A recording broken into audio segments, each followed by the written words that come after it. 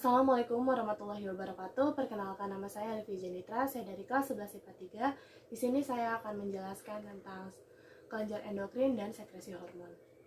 Kelenjar endokrin atau sistem endokrin adalah kumpulan dari berbagai kelenjar yang menghasilkan berbagai macam hormon yang ada dalam tubuh kita. Hormon tersebut kemudian akan dialirkan secara langsung ke pembuluh darah. Jadi, fungsi dari sistem endokrin adalah untuk mengendalikan dan mengatur berbagai macam aktivitas dalam tubuh seperti metabolisme, pertumbuhan, energi, reproduksi, dan kondisi suasana hati sampai reaksi tubuh pada saat cedera. Kelenjar endokrin pada manusia meliputi hipofisis, tiroid, paratiroid, adrenal, pankreas, pineal, dan timus. Yang pertama ada hipofisis. Hipofisis merupakan organ yang berbentuk oval yang terletak di bawah hipotalamus otak, sebesar biji kacang dan memiliki berat 0,5 gram. Hipofisis dibagi menjadi 3, yaitu hipofisis lobus anterior, hipofisis lobus intermediar, dan hipofisis lobus posterior. Hipofisis lobus anterior menghasilkan beberapa hormon. Yang pertama adalah hormon pertumbuhan. Hormon pertumbuhan berfungsi untuk mengendalikan pertumbuhan dan perbaikan sel, menyebabkan hati memproduksi somatomedin yang berperan dalam pertumbuhan tulang dan kartilago, mempercepat laju sintesis protein dengan cara meningkatkan pemasukan asam amino, menurunkan laju penggunaan karbohidrat, dan meningkatkan pemakaian lemak untuk energi.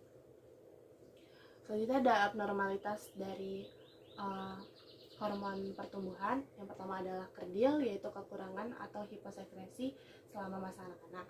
Yang kedua adalah gigatisme, yaitu kelebihan atau hipersekresi selama masa remaja sebelum penutupan cakram epifis sehingga menyebabkan pertumbuhan tulang panjang berlebihan.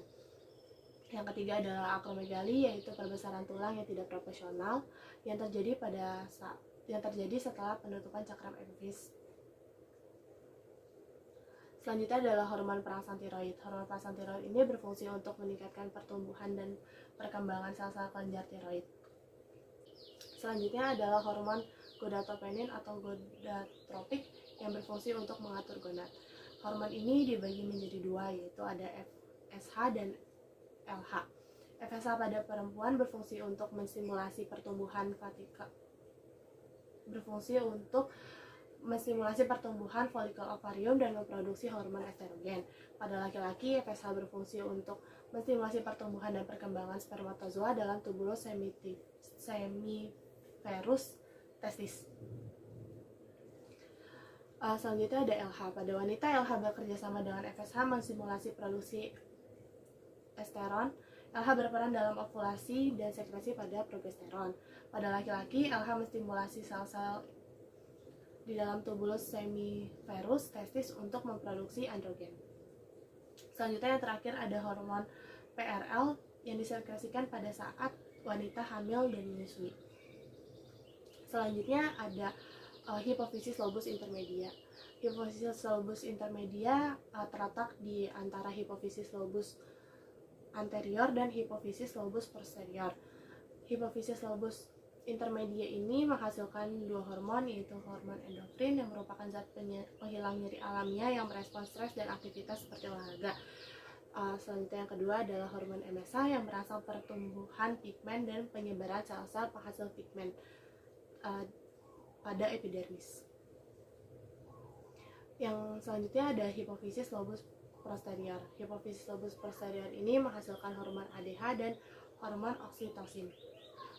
Hormon ADH berfungsi untuk menurunkan volume dalam urin melalui peningkatan reabsorpsi air dari tubulus collectus distal dan tubulus collectus ginjal. Hormon oksitosin berfungsi untuk menstimulasi kontraksi otot-otot polos pada saat melahirkan dan pengeluaran ASI pada ibu menyusui. Pelepasan oksitosin dari ASI dihambat oleh stres. Selanjutnya yang kedua adalah tiroid atau yang kita kenal dengan kelenjar gondok. Kelenjar tiroid terdiri atas folikel-folikel di dalam 2 lobus yang terletak di bawah laring. Kelenjar ini menghasilkan hormon tiroksin atau T4, T3, dan hormon kalsitonin. Hormon-hormon tersebut terbuat dari asam amino yang mengandung iodin. Jika tubuh kekurangan iodin yang lama, maka tiroid akan membengkak. Hormon tiroksin berfungsi untuk meningkatkan metabolisme sel, menstimulasi konsumsi meningkatkan pengeluaran energi panas, serta pertumbuhan dan perkembangan normal pada jaringan gigi, jaringan ikat, dan saraf. Selanjutnya, fungsi dari T3 berfungsi untuk meningkatkan konsumsi oksigen dan berbagai reaksi pada jaringan kecuali otak, limfa, dan kelenjar stres. Yang selanjutnya ada kalsitonin, adalah hormon yang dibuat oleh kelenjar tiroid untuk membantu mengurangi kalsium dalam darah dengan cara menurunkan kelenjar tiroid dan akan melepaskan hormon kalsitonin berdasarkan tingkat kalsium di dalam darah.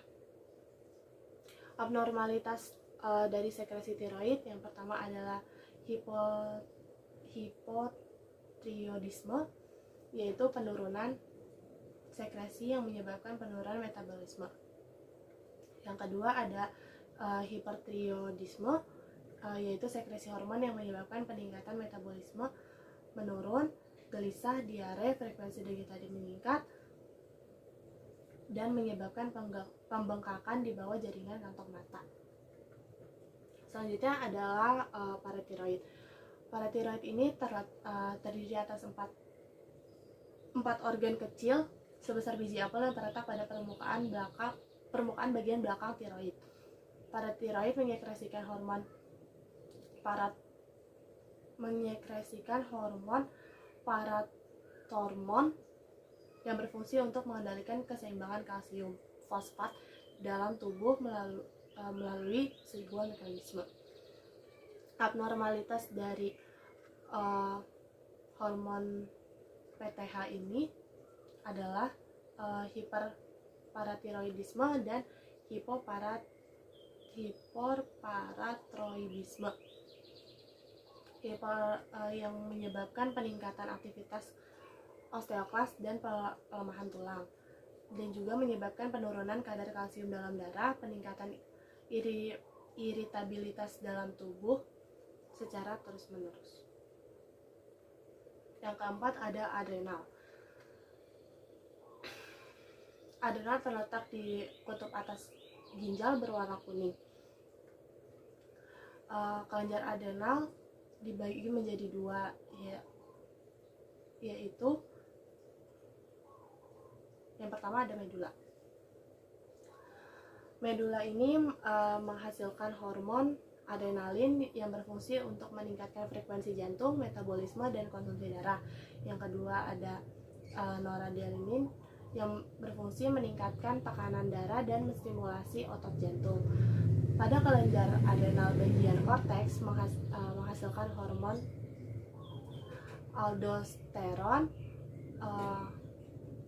aldosteron, glukortiroid, dan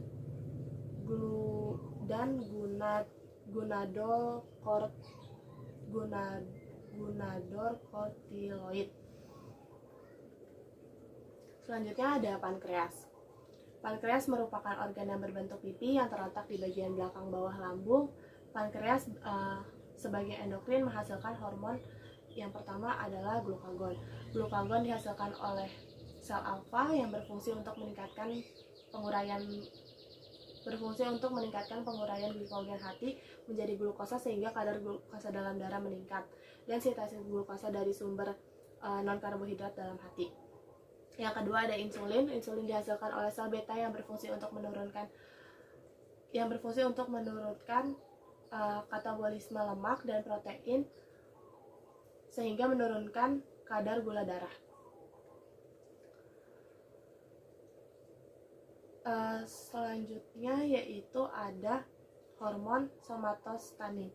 Somatostatin ini dihasilkan oleh sel delta yang merupakan penghalang hormon pertumbuhan dan penghambat sekresi glukagon dan insulin. Selanjutnya ada pineal. Pineal ini terletak di bagian langit-langit otak serta menghasilkan melatonin yang berpengaruh pada pelepasan gonadotropin dan menghambat produksi melanin. Produksi melatonin terendah terjadi pada siang hari dan terbesar pada malam hari. Melatonin merupakan hormon yang diproduksi oleh kelenjar kecil yang ada di dalam otak. Fungsi utama dari hormon ini adalah untuk membantu mengatur dan memberi syarat waktu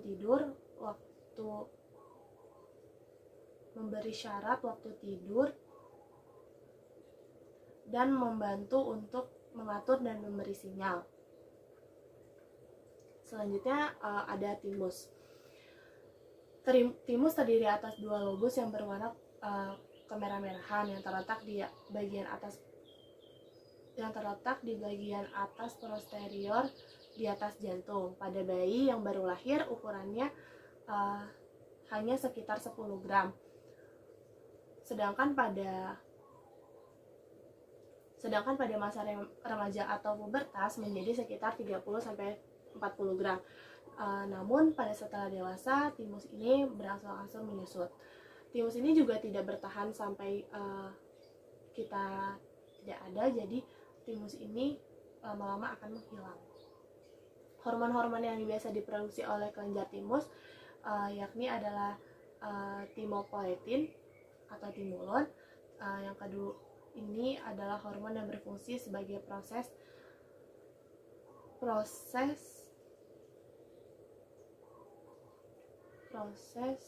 perubahan sel-sel T menjadi sel-sel yang lebih spesifik. Yang kedua ada timosin. Sel-sel ini memiliki peran untuk menguatkan respon serta merangsang hormon dari kelenjar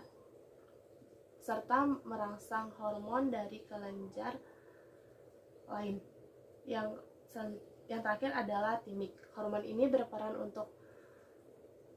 Hormon ini memiliki peran yang mirip dengan hormon timosin. Timik juga hormon yang terlibat dalam peningkatan respon imun terhadap virus yang menyerang di dalam tubuh.